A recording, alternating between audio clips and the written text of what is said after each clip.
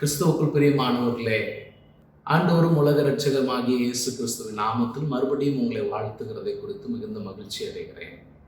இந்த ஞாயிற்றுக்கிழமை காலை ஆராதனை வேளையில் கர்த்தர் என்னோடு என்ன பேசுவார் என்கிற எதிர்பார்ப்போடு இருக்கிற தேவ பிள்ளைகளாகிய உங்களோடு கர்த்தர் இடைப்படுவாராக.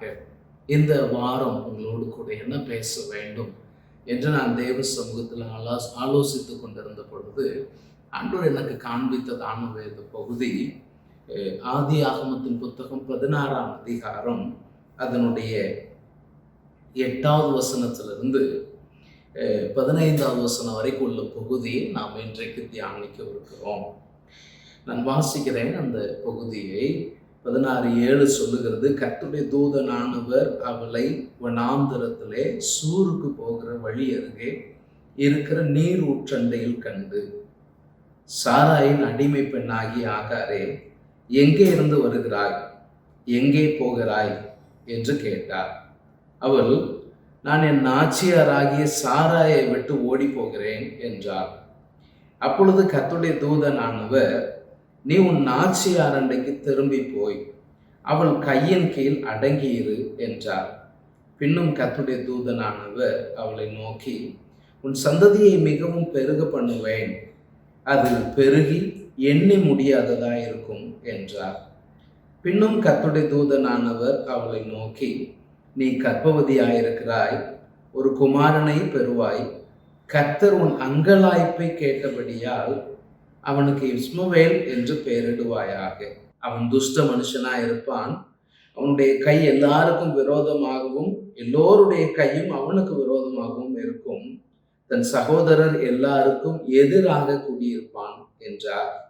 அப்பொழுது அவள், என்னை காண்பவரை நானும் இவ்விடத்தில் கண்டேன் அல்லவா என்று சொல்லி தன்னோடே பேசின கர்த்தருக்கு, நீர் என்னை காண்கிற தேவன் என்று பெயரிட்டாள்.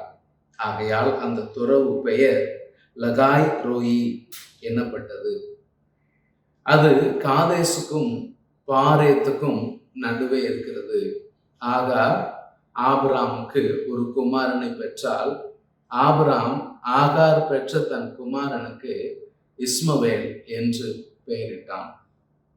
ஆதியாகமத்தின் புஸ்தகத்தில் நாம் காணக்கூடிய ஒரு மிகவும் கடினமான ஒரு சூழலை தான் இந்த பகுதியில் நாம் வாசித்திருக்கிறோம். ஆபிரகாமையும் சாராயையும் கர்த்தர் அழைத்து, நான் உனக்கு காண்பிக்கக்கூடிய தேசத்துக்கு போ, அங்கே நான் உன்னை பெரிய ஜாதியாக்குவேன், பூமியில் உள்ள சகல ஜாதிகளும் உனக்குள் ஆசீர்வதிக்கப்படும் என்றெல்லாம் வாக்குத்தத்தத்தோடு கூட ஆண்டவர் ஆபிரகாமை தெரிந்து கொண்டு அனுப்புகிறார். இப்பொழுது ஆபிரகாம் தெரிந்து கொள்ளப்பட்டு அவன் தன்னுடைய வாழ்க்கையில தேவ சமூகத்தில் பிள்ளை பேரை எதிர்நோக்கி இருக்கிறான். 10 ஆண்டுகள் உருண்டோடி விட்டன. பிள்ளை பேருக்கு வாய்ப்பு இல்லாத நிலைமை இருப்பது போல் அவர்கள் உணர்கிறார்கள்.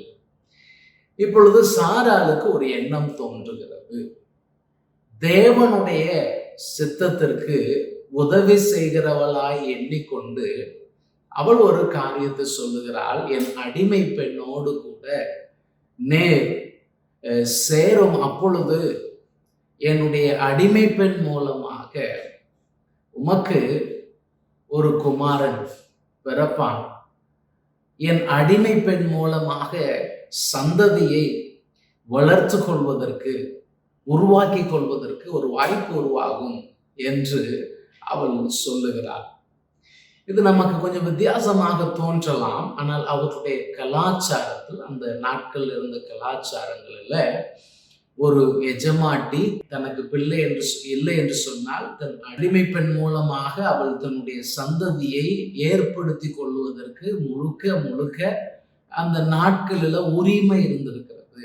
அப்படி அடிமை பெண் பெறக்கூடிய முதல் குமாரன், நீ என்னுடைய குமாரன் என்று சொல்லி அந்த தகப்பன் சொல்லுவானேயானால் அந்த குமாரன் முழுக்க சாராளுடைய வம்சமாய் மாறுகிறது என்கிற ஒரு போக்கு தான் அந்த காலத்துல இருந்திருக்கிறது. அதன் அடிப்படையில தான் சாராய் இந்த இடத்துல பின்னாட்கள்ல தான் ஒரு சாராள் என்று பெயரை மாற்றுகிறார். சாராய் அந்த அடிப்படையில அவள் தன்னுடைய அடிமை பெண்ணாகிய ஆகாரை ஆபிரகாமுக்கு கையளிக்கிறாள். இப்ப என்ன நடக்கிறது? ஆகார் கர்ப்பவதி ஆகிறார். ஆகார் கர்ப்பவதியான பொழுது ஆகாருக்குள் ஒரு மேட்டிமை. இதுவரைக்கும் தன் எஜமாட்டியாய் பார்த்து கொண்டிருக்கப்பட்டவர்கள், இதுவரைக்கும் தன் எஜமாட்டியாய் கருதி கொண்டிருந்த சாராயை இப்பொழுது ஆகார் அற்பமாய் பார்க்கிறார். அந்த பார்வையில் இருக்கக்கூடிய வித்தியாசம் சாராய்க்கு நன்றாக தெரிகிறது. சாராய் மிகுந்த கோபம் கொள்ளுகிறாள். ஆபிரகாமிடத்துல நேர போய் சொல்லுகிறார், இந்த மாதிரியான சம்பவங்கள் நடப்பதற்கு நீர்தான் காரணம். உமக்கும் எனக்கும் நடு நின்று தேவன் நியாயம் செய்வாராக. ஆபிரகாம் ரொம்ப கூலா சொல்றாப்புல, ஏம்மா அந்த பெண் இப்போ உன் கையில தான் இருக்கிறார், உனக்கு என்ன விருப்பம் இருக்கோ அப்படி செஞ்சுக்கோ என்று அவன் ஒரே வார்த்தையில சொல்லிவிடுகிறான். இங்க இவர்கள் தேவனை நம்ப முடியாமல், விசுவாசிகளின் தகப்பன் தான், ஆனால் அவருடைய வாழ்க்கையிலும் அவர் குடும்பத்திலும் பலவீனம் இருந்தது. அதைத்தான் இந்த பகுதி நமக்கு கற்றுக் கொடுக்கிறது.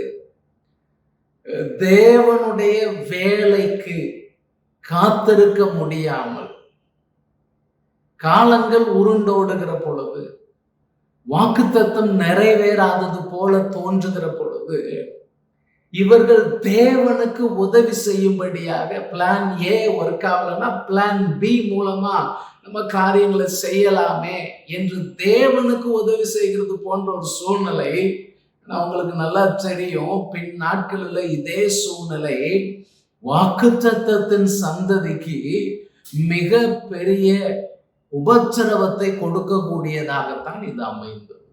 சரி, காரியங்கள் எப்படியும் போகட்டும். இந்த இடத்துல ஆகார் ஒரு சூழ்நிலையின் கைதி போல தான் சித்தரிக்கப்பட வேண்டியவள். அவளிடத்துல இருந்த ஒரே ஒரு தவறு தன் நாச்சியாரை அற்பமா எண்ணினது மட்டுமே. மற்ற எந்த ஒரு காரியத்துக்குள்ளும் ஆகாரை நாம் குற்றப்படுத்த முடியாது. அப்படிப்பட்ட ஒரு அபல பெண் என்று சொல்லக்கூடிய நிலையில் மிக பெரிய அங்கலாய்ப்புக்கு உள்ளவளாய் ஆகாருடைய நிலைமை மாற்றப்படுகிறது. காரணம் என்ன?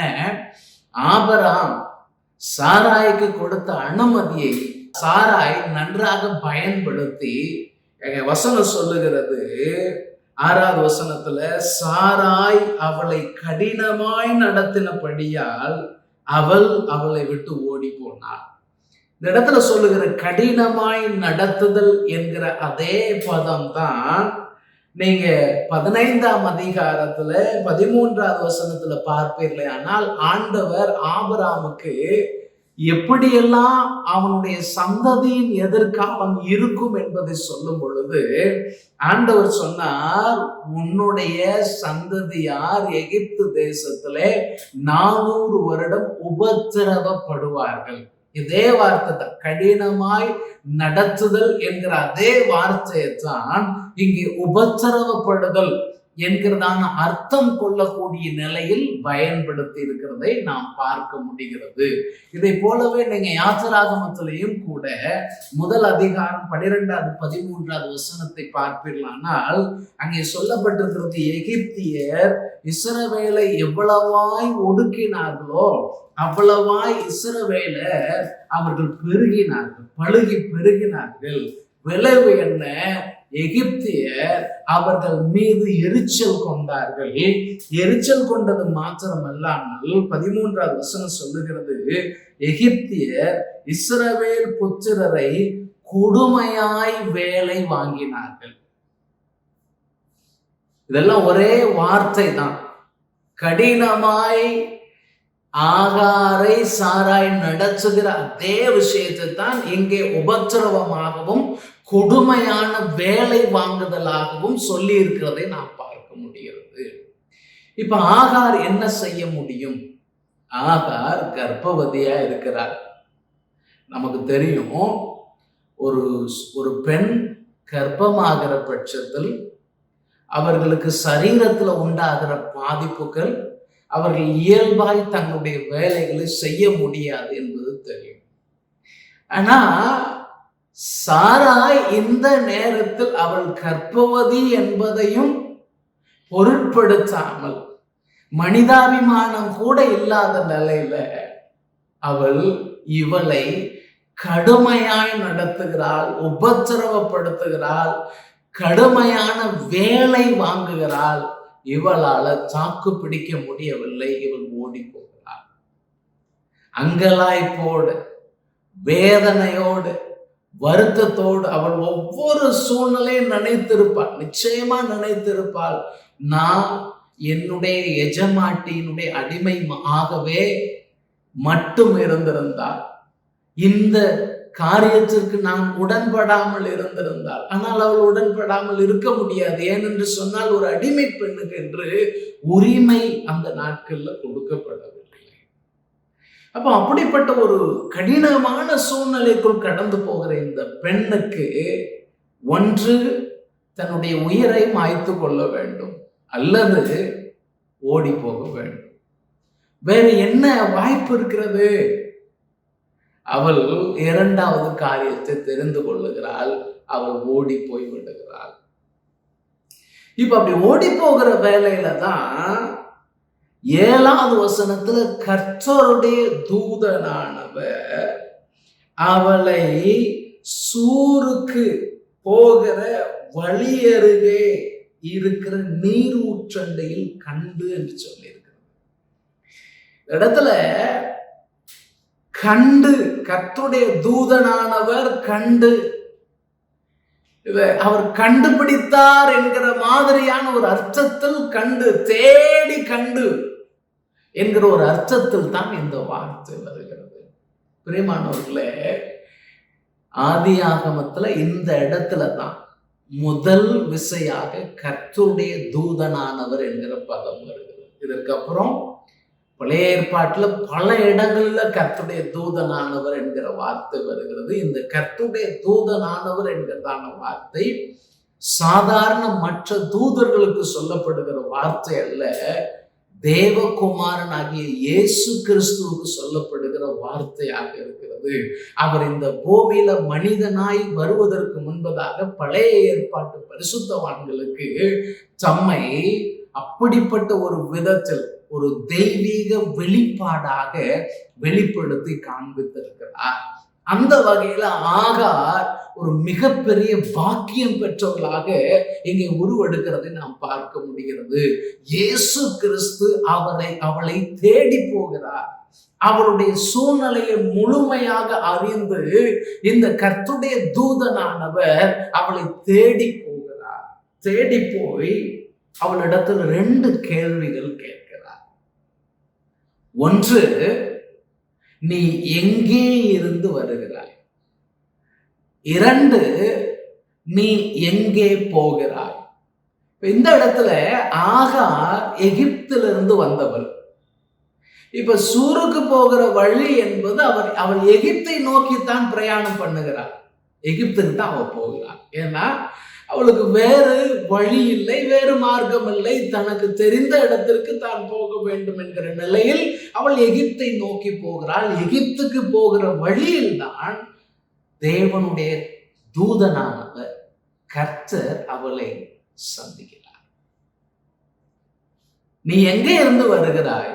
நீ எங்கே போகிறாய்? நம்ம யோசிக்க வைக்க வேண்டிய கேள்விகள் இவைகள். மனிதன் அவன் எங்கே இருந்து வருகிறான் என்கிற கேள்விக்கும் எங்கே போகிறான் என்கிற கேள்விக்கும் சரியாக அவன் பதில் அளித்து விட்டானே ஆனால் அவன் வாழ்க்கையில் அர்த்தத்தை கண்டுபிடிக்கிறவன் ஆகலாம்.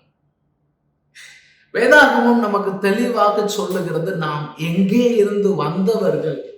அப்போஸ்தலனாகிய பவுல் அந்த மார்ஸ் மேடையில நின்று அந்த கிரேக்க ஞானிகளுக்கு மத்தியில தேவனுடைய வார்த்தை சொல்லும் பொழுது அவர் அந்த அப்போஸ்தலர் 17ஆம் அதிகாரத்துல நாம் எவ்விதமாக வந்தோம் என்பதை மிக அழகாக அப்போஸ்தலர் நடபடிகள் 17ஆம் அதிகாரம் 25ஆம் வசனத்திலிருந்து சொல்லுகிறார்.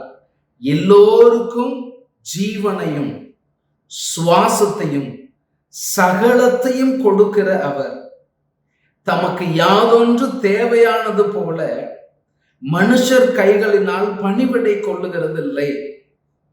மனுஷ ஜாதியான சகல ஜனங்களையும் அவர் ஒரே இரத்தத்தினாலே தோன்ற பண்ணினார்.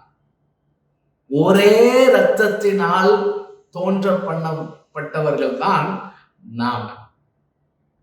ஒரே இரத்தத்தினால் தோன்ற பண்ணி பூமியின் மீதெங்கும் குடியிருக்க செய்து முன் தீர்மானிக்கப்பட்ட காலங்களையும் அவர்கள் குடியிருப்பின் எல்லைகளையும் குறித்திருக்கிறார். தேவனே மனிதர்களை ஒரே இரத்தத்தினாலே தோன்ற பண்ணினார். தேவனே அவர்களுக்கான எல்கையை குறித்தார், காலங்களை குறித்தார்.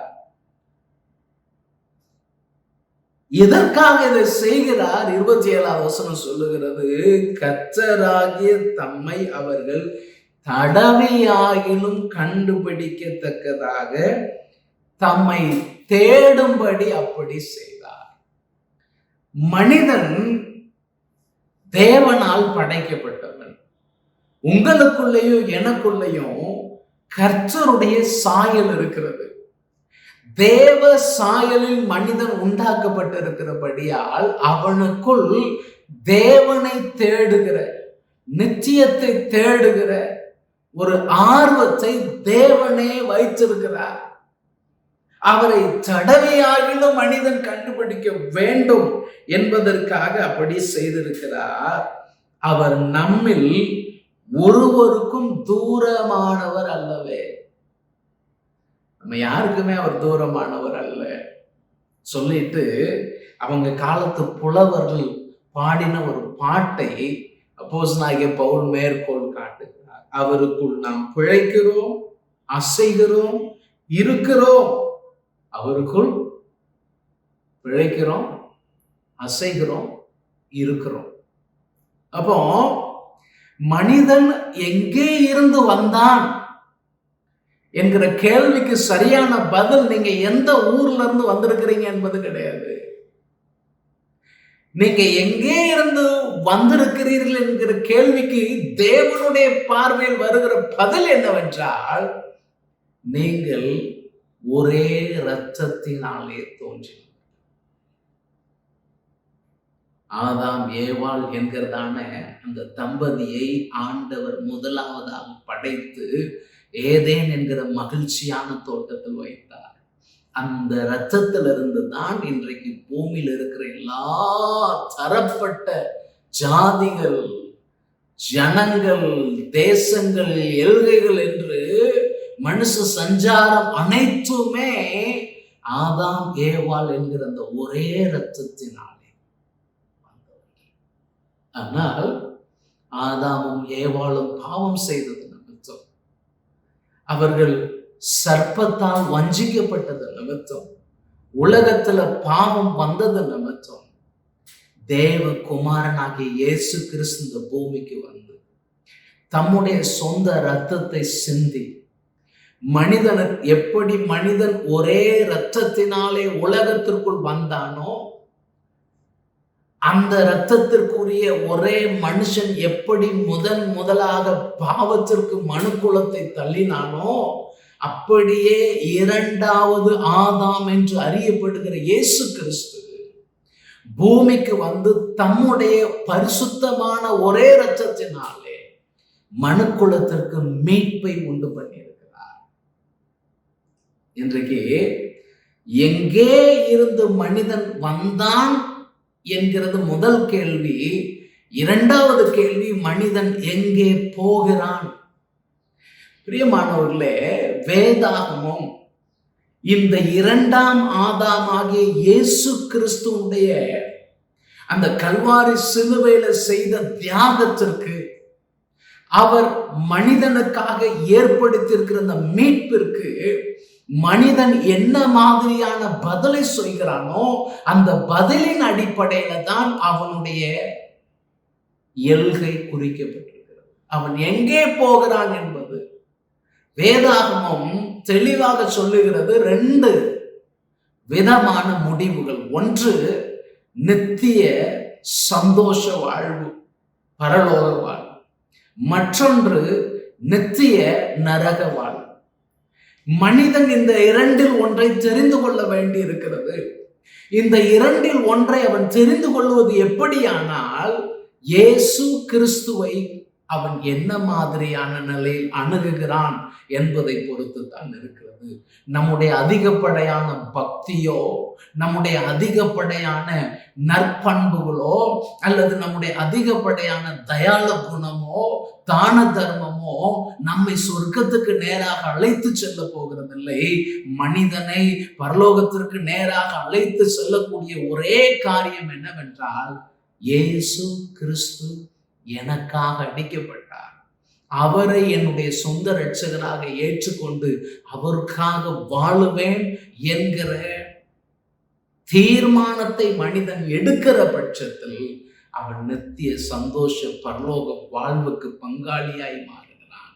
அப்படி இல்லாத அனைவரும் நித்திய நரகாக்கினைக்கு உட்பட வேண்டியது மிக மிக அவசியமா இருக்கிறது என்பதை வேதாகமம் சொல்லுகிறது. இதிலேயே அவன் எங்க இருந்து வந்தான் என்கிற கேள்வியை நம்ம கேட்டோம் பார்த்தீங்களா? இதை ஆண்டவர் பூமியில வாழ்ந்த நாட்களில் தேவனால் உண்டானவன், பிசாசினால் உண்டானவன் என்கிற 2 பிரிவுகளில் கர்த்தர் பிரிக்கிறார்.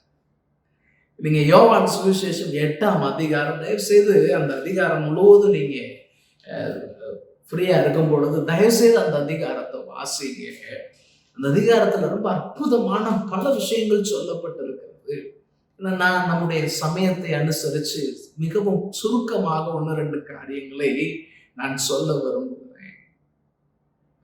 ஒரு கேள்வி எனக்கு, சத்தியத்தை அறிவீர்கள், சத்தியம் உங்களை விடுதலையாகும் என்பதைதான் பேசுறேன். உடனே யூதர் சொல்றாங்க, நாங்க யாருக்கும் எந்த காலத்திலும் அடிமையா இருந்ததே கிடையாது. இது பச்சை பொய். நாங்க யாருக்கும் அடிமையா ஒரு காலமும் இருக்கவில்லை என்று சொல்லுகிற அந்த காலத்தில் அவர்கள் ரோமருக்கு அடிமைகளாத்தான் இருந்து கொண்டிருந்தார்கள். ரோமருக்கு அடிமைகளா இருந்து கொண்டிருந்தும் அவர்கள் நாங்கள் ஒருவருக்கும் ஒரு காலமும் அடிமைகளாய் இருந்ததில்லை என்று சொல்லுகிறார்கள். அப்பதான் இயேசு கிறிஸ்து அவர்களோடு பல விஷயங்களை பேசுகிறார். பேசும்போது சொல்றார், இல்லப்பா, நீங்க என்னுடைய பிதாவினால் தோன்றினவர்களா இருப்பீர்களே. ஆனால் சொல்றாங்க, நாங்க ஆபிரகாமுக்கு குமாரன். ஆபிரகாமுக்கு குமாரன்னா நீங்க என்னை ஏற்றுக்கொண்டு இருப்பீங்க. அவர்கள் சொன்னதெல்லாம் சரீர பிரகாரமாக அவர்களுக்கு இருக்கக்கூடிய காரியங்களை சொன்னாங்க. ஆனா இயேசுவோ, நீங்க அப்படி இருந்திருப்பீர்களே, ஆனால் ஆபிரகாமுடைய தேவன் என்னுடைய தகப்பன் என்று நான் பேசிக் கொண்டிருக்கிறேன். நீங்க அப்படிப்பட்ட நிலையிலிருந்து வந்தவர்களான என்ன செஞ்சிருக்கணும்? அவர் 3 விஷயங்கள் சொல்றார். ஒண்ணு, அந்த 8ஆம் அதிகாரம் 37வது வசனத்துல அவர் சொல்லுகிறார், நீங்கள் ஆபிரகாமின் சந்ததியார் என்று அறிவேன், ஆனாலும் உங்களுக்குள்ளே என் உபதேசம் இடம் பெறாதபடியால் என்னை கொலை செய்ய தேடுகிறீர்கள். பேரளவுல நீங்க ஆபிரகாமுக்கு சந்ததி தான், ஆனா என் உபதேசம் உங்களுக்குள்ள இல்லை. பிரியமானவர்களே, நீங்க பேரளவுல கிறிஸ்தவர்களா இருந்தா போதாது, கிறிஸ்துவின் உபதேசம் உங்களுக்குள் இருக்க வேண்டும். 2வதாக சொல்றாரு 43வது வசனத்துல, என் வசனத்தை நீங்கள் ஏன் அறியாமல் இருக்கிறீர்கள்? காரணம் சொல்றாரு, என் உபதேசத்தை கேட்க மனதில்லாமல் இருக்கிறதுனால அல்லவா. சொன்னாரு, என் உபதேசம் உங்களுக்கு இல்லை. 2வது சொல்றாரு, என் வசனத்தை ஏன் அறிய மாட்டேங்க? காரணம், சொல்லுகிறார், என் உபதேசத்தை கேட்க உங்களுக்கு மனசு இல்லை. பிரியமானவர்களே, இது கடினமான நிலைமை.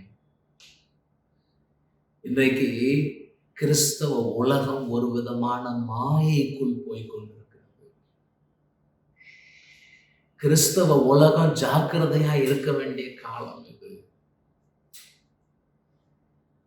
அவர்கள் ஒவ்வொருவரும் தங்களுக்கென்று சில ஆட்களை சேர்த்து கொண்டு, சில போதகர்களை சேர்த்து கொண்டு, சத்தியத்திற்கு சரியானபடி செவி சாய்க்காத நிலைமைக்குள் நாம் இந்த காலத்தில் இருக்கோம்.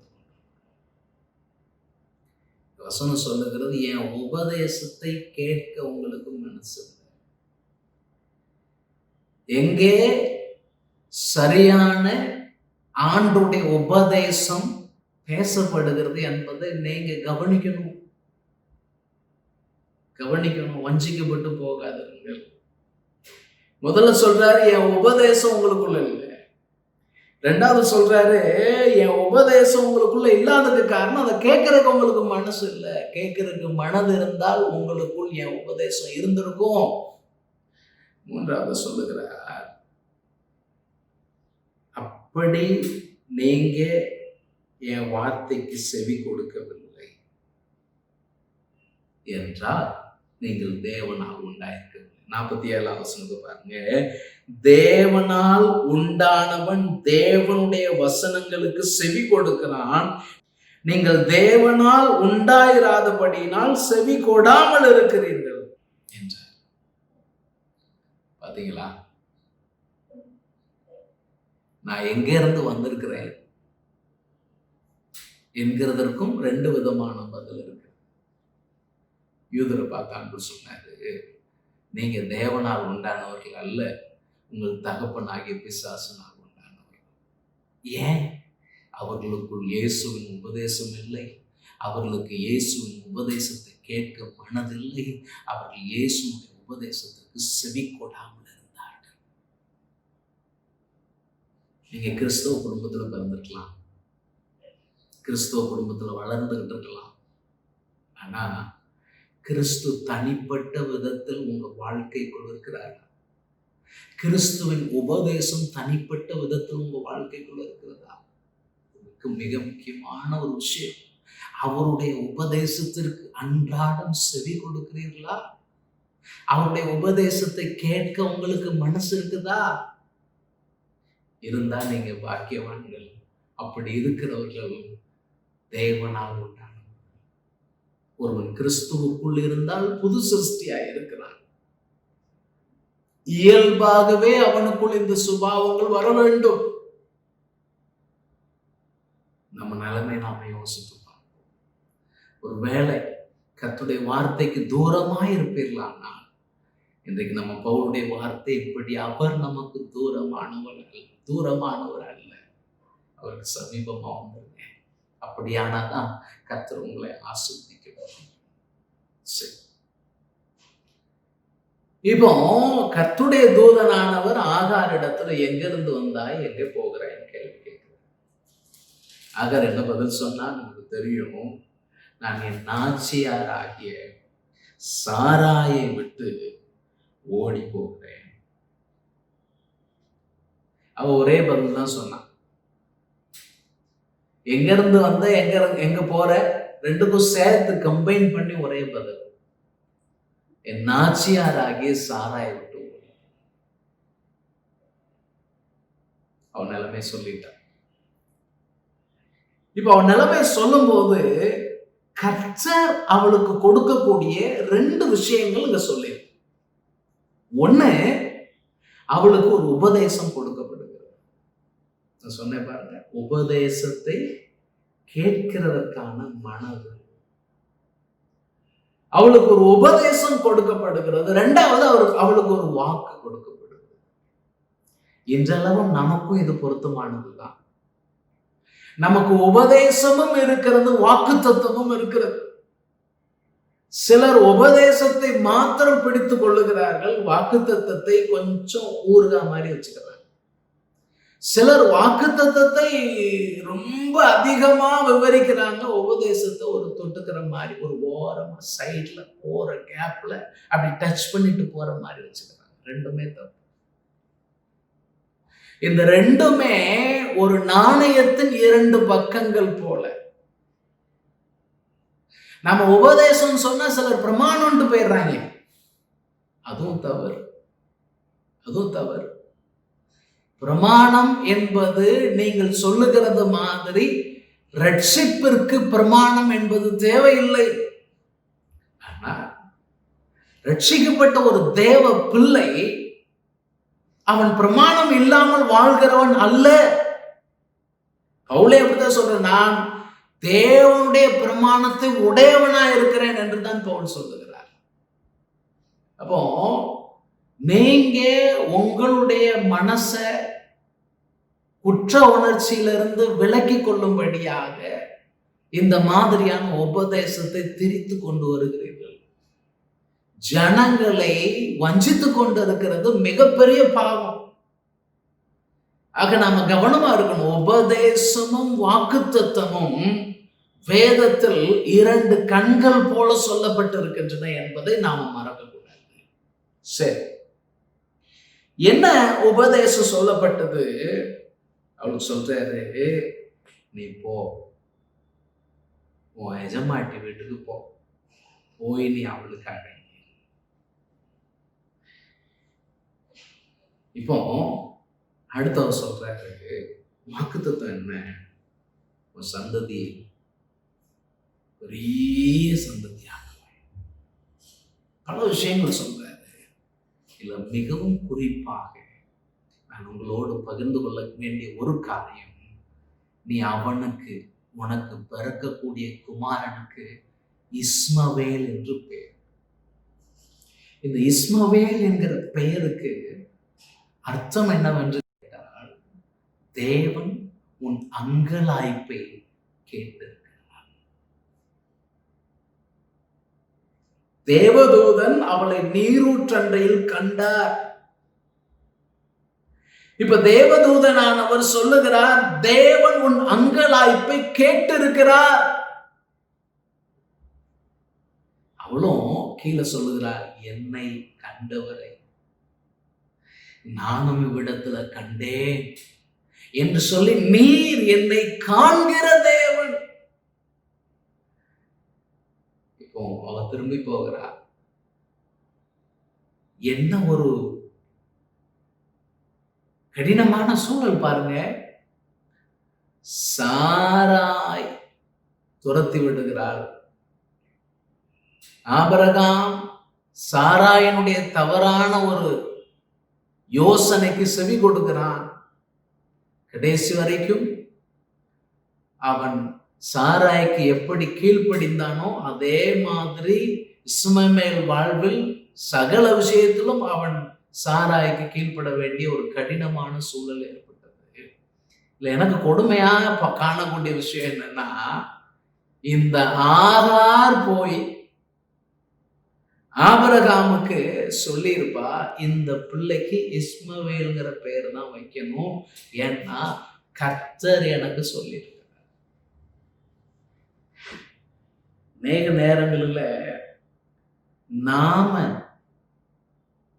மற்றவர்களுக்கு கர்த்தருடைய வசனத்தை போதிக்கிறவர்களாய், வெளிச்சத்தை கொண்டு வருகிறவர்களாய் இருக்க வேண்டிய நிலையில இருளில் இருக்கிற அநேக நமக்கு போதிக்கக்கூடிய கடினமான நிலைமைக்கு நாம தள்ளப்படுகிறோம். எப்ப தெரியுமா? தேவன் நமக்காக வைத்திருக்கிற வேலைக்கு முன்பதாக நாம் விசுவாசம் இல்லாமல் அவசரப்படுகிறது. முக்கியமான பாடம் இங்கே. ஆபிரகாம் அறிந்து கொள்ள வேண்டிய விஷயம் என்ன? சாராய் அறிந்து கொள்ள வேண்டிய விஷயம் என்ன? ஆகார் அறிந்து கொள்ள வேண்டிய விஷயம் என்ன? நீங்களும் நானும் அறிந்து கொள்ள வேண்டிய விஷயம் என்னன்னா, தேவன் காண்கிறவர், தேவன் கேட்கிறவர். ஆகாரே, உன் அழுகுரலை தேவன் கேட்கிறார். உன்னுடைய நீ அலைந்து திரிந்து கொண்டிருக்கிற இந்த சூழ்நிலையை தேவன் காண்கிறார். வேறு ஒருவரும் அறிந்திராத நிலையில உன் சூழ்நிலையை முழுமையான ஒரு விதத்துல அவர் அறிந்திருக்கிறார். சொல்லுவாங்க 360 டிகிரி வியூன்னு சொல்லுவாங்க. அதாவது எனக்கு இப்போ உங்களை பார்க்கிறேன்னா உங்களை மாத்திரம் தான் பார்க்க முடியும்.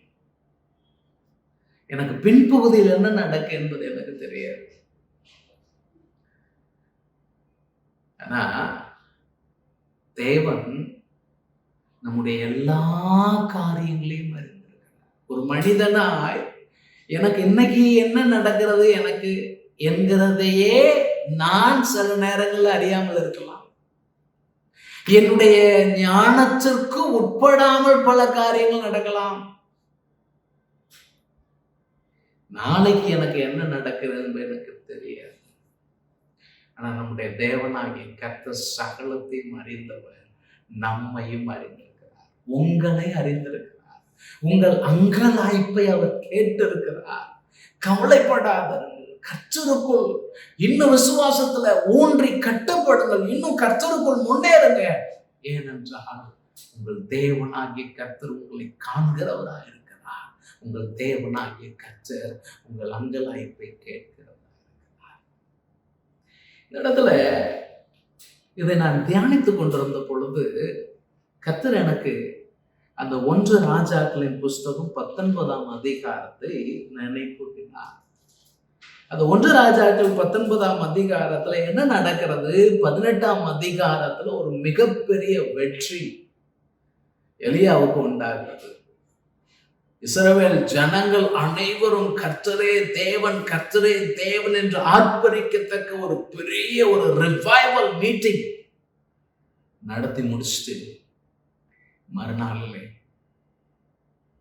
எலியாவுக்கு நேரம் ஒரு வார்த்தை வருது.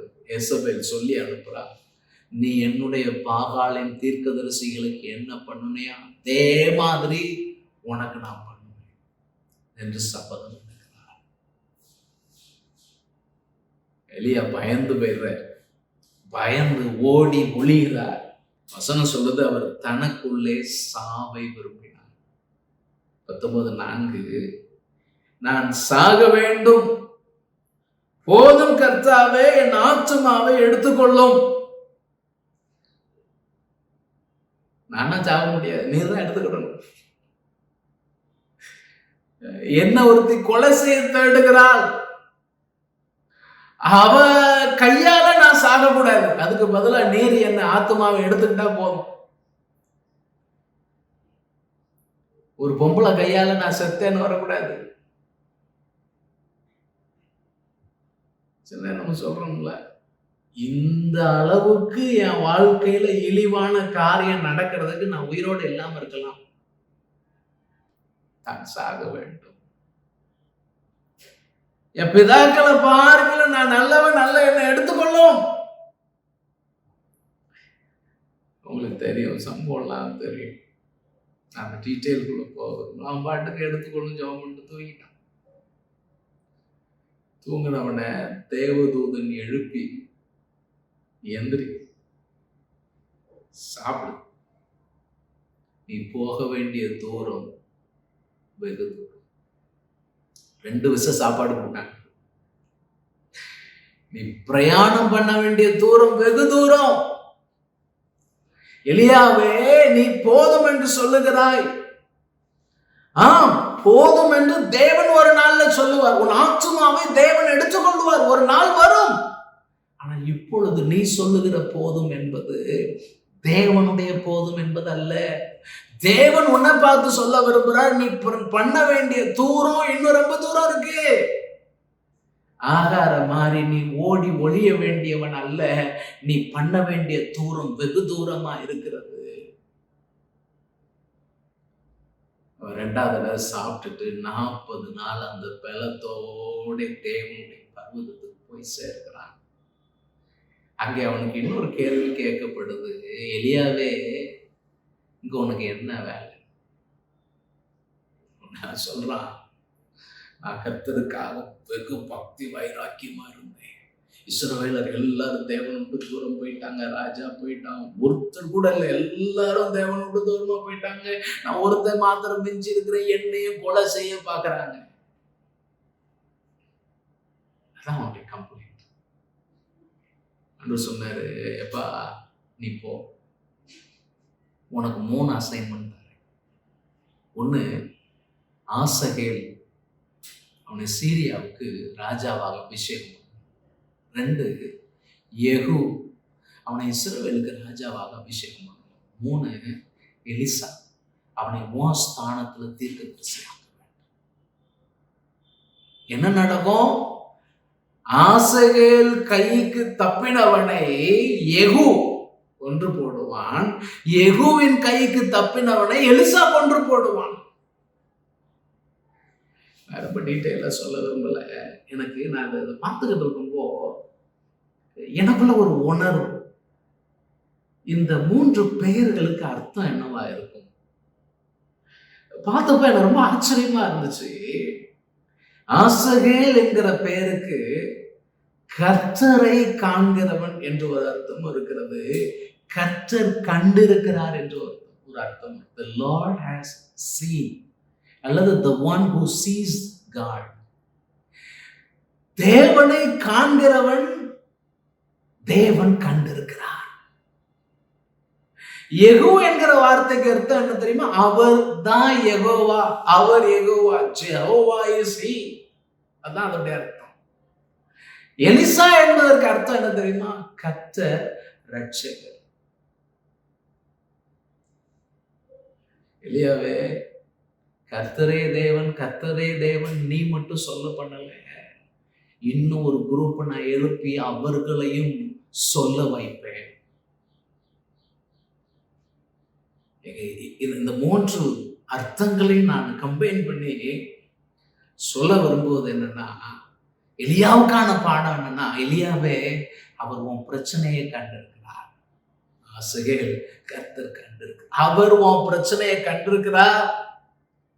அவர் உனக்கு செய்த உடன்படிக்கைக்கு உண்மையுள்ளவராய் இருக்கிறார். ஏன்னு சொன்னா அவர் Jehovah, Jehovah is he, Jehovah god என்று சொன்னாலே அவர் உடன்படிக்கையின் தேவன், யூதர்களுடைய உடன்படிக்கையின் தேவன். அப்ப அவர் தம்முடைய உடன்படிக்கைக்கு உன் வாழ்க்கையில உண்மையுள்ளவரா இருக்கிறார். He has seen you, he holds his words to every particular alphabet.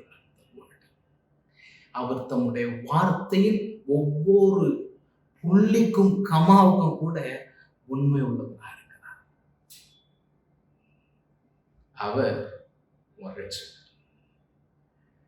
நீ ஏசபேலுக்கு பயந்து ஓடி ஒழிய வேண்டிய அவசியம் இல்லை. உன் ஆத்துமாவை எடுத்துக்கொள்ள வேண்டும் என்று சொல்லி நீ ஜெபிக்க வேண்டிய அவசியம் இல்லை. உன் காலம் இப்பொழுதே முடிந்தால் நன்றா இருக்கும் என்று நீ நினைக்க வேண்டிய அவசியம் அல்ல. உன் காலம் தேவ கரத்தில் இருக்கிறது. தேவன் உன்னை எடுத்துக்கொள்ளுகிற காலம் வரும். ஆனால் அவர் எடுத்துக்கொள்ளுகிற விதமும் அவர் எடுத்துக்கொள்ளுகிற காலமும் நீ எதிர்பார்த்திராத மிகுந்த மகிமை உள்ளதாக காண்போம். பிரியமான பிள்ளைகளே, உங்க வாழ்க்கையில் கடினமான பாதையில போறீங்களா? நெருக்கடியான சூழ்நிலைக்குள்ள போகிறீங்களா? விரக்தியின் உச்சத்துல இருக்கிறீங்களா? என் அங்கலாய்ப்பு யாருக்குமே தெரியவில்லையே என்கிற கலக்கத்தில் இருக்கிறீங்களா? இன்னைக்கு கர்த்தருடைய வார்த்தை உங்களை நோக்கி வருகிறது. உன் தேவனாகிய கர்த்தர் காண்கிறவர் மாத்திரமல்ல, உன் தேவனாகிய கர்த்தர் கேட்கிறவர் மாத்திரமல்ல, அவர் தம்முடைய உடன்படிக்கைக்கு உண்மையாய், உனக்கு அவர் கொடுத்த வார்த்தைக்கு உண்மையா இருந்து இறுதி வரைக்கும் உன்னை ரட்சித்து நடத்த வல்லவராக இருக்கிறார்.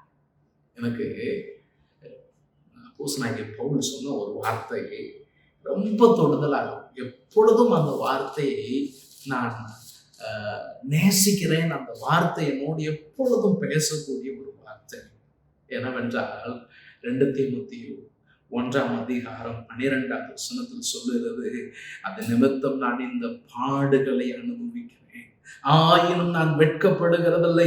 ஏனென்றால் நான் விசுவாசித்திருக்கிறவர் இன்னார் என்று அறிவேன். நான் அவரிடத்தில் ஒப்பு கொடுத்ததை அவர் அந்நாள் வரைக்கும் காத்துக்கொள்ள வல்லவராய் இருக்கிறார் என்று நிச்சயித்து நீங்க விசுவாசித்திருக்கிறவர் இன்னார் என்று உங்களுக்கு தெரியுமா? நீங்க அவரை அறிகிறதுக்கு முன்பதாக உலக தோற்றத்துக்கு முன்னமே அவர் உங்களை அறிந்து கொண்டார்.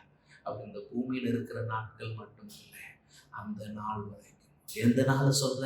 அவர் திரும்பி வந்து உங்களை தம்மோடு சேர்த்து கொள்ளுகிற அந்த நாள் வரைக்கும் காத்துக்கொள்ள வல்லமை உள்ளவராக இருக்கிறார். சுவாசிக்கிறீங்களா? வார்த்தை ஏற்றுக்கொள்ளுங்க, உற்சாகம் அடையுங்க. நீங்க உங்களுக்கு நீங்க விரக்தியான நிலையில இருக்க வேண்டிய அவசியம் இல்லை. கர்த்தர் காண்கிறார், உங்கள் அங்கலாய்ப்பை கேட்கிறார், உங்களுக்காக அவர் உதவி செய்வார். முழங்கால் கர்த்தருக்கு நம்ம அர்ப்பணித்து தேவ சமூகத்துல ஜெபிப்போம், ஜெயம் கொள்ளுவோம். எங்கள் அன்பின் ஆண்டவரே, பேசனுடைய வார்த்தைகளுக்காக நன்றி. ஆகாரை போல, எலியாவை போல இந்த நாட்கள்ல பாடுகளுக்குள் கடந்து போகிற பிள்ளைகள், விரக்தியின் உச்சத்தை நோக்கி போய்கொண்டிருக்கிற பிள்ளைகளுடைய வாழ்க்கையில நீர் இடைப்பட்டு இருக்கிற கிருபைக்காய் நன்றி. பிள்ளைகளுடைய எல்லா சூழ்நிலைகளும் நீர் அறிந்திருக்கிறவர், நீர் எங்களுடைய எல்லா அங்கலாய்ப்பையும் கேட்டிருக்கிறவர். உங்களுக்கு நன்றி செலுத்துகிறோம். இந்த வார்த்தை பிள்ளைகள் ஒவ்வொருடைய வாழ்க்கையும் திடப்படுத்தட்டும், பலப்படுத்தட்டும். பிள்ளைகள் கர்த்தருக்குள் ஊன்றி கட்டி எழுப்பப்படுவார்களாக.